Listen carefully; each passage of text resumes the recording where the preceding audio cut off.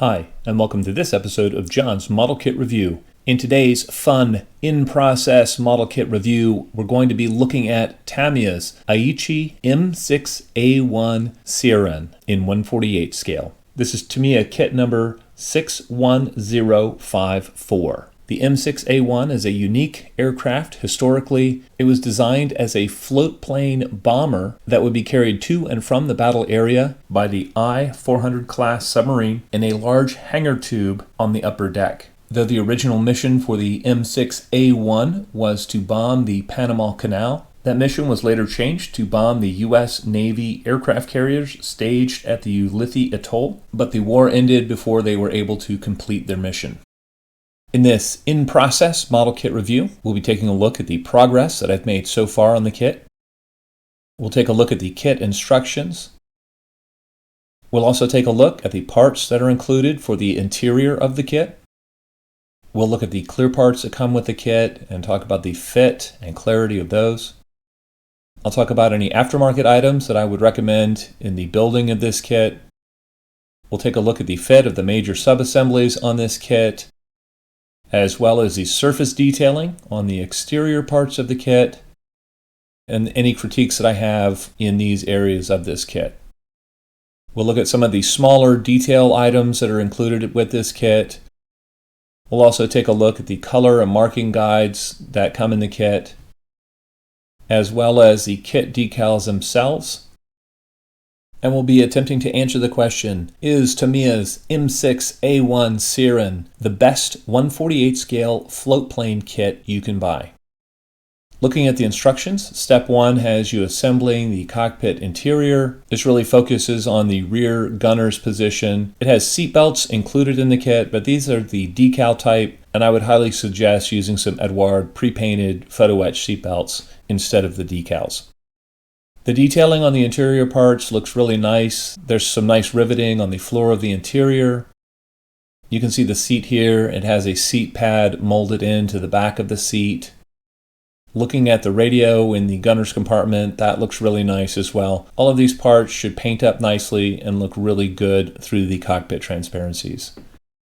In step 2, we're continuing the assembly of the interior, and this time it's the pilot seat. One nice thing is that the instrument panel and some of the smaller panels in the kit have decal dial faces on them, and so you should be able to paint the parts and then apply the decals and get some really nice looking dials on the instrument faces.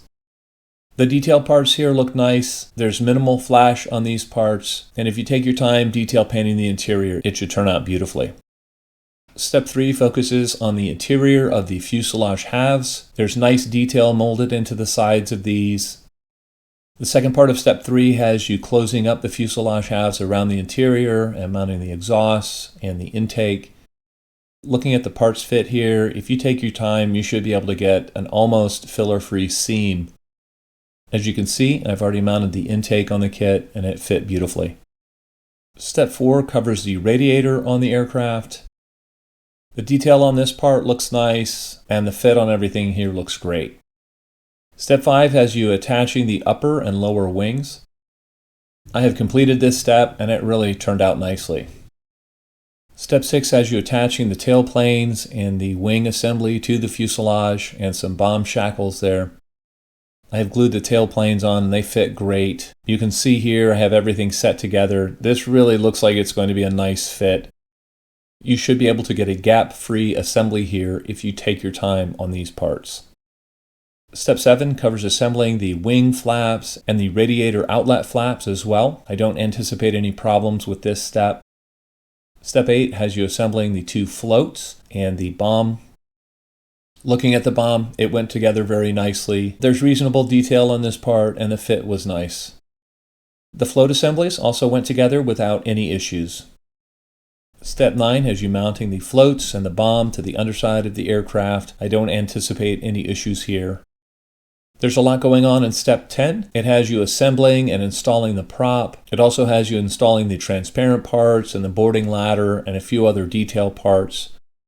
Again, the fit on these things should be excellent. The detail here looks really good. The clear parts that are included with the kit look really nice. They have well-defined framing around the windows. I went ahead and bought a set of the Eduard pre-cut canopy masks, and that is Eduard part number EX168. On an aircraft with this many windows, these things are a must-have in my book.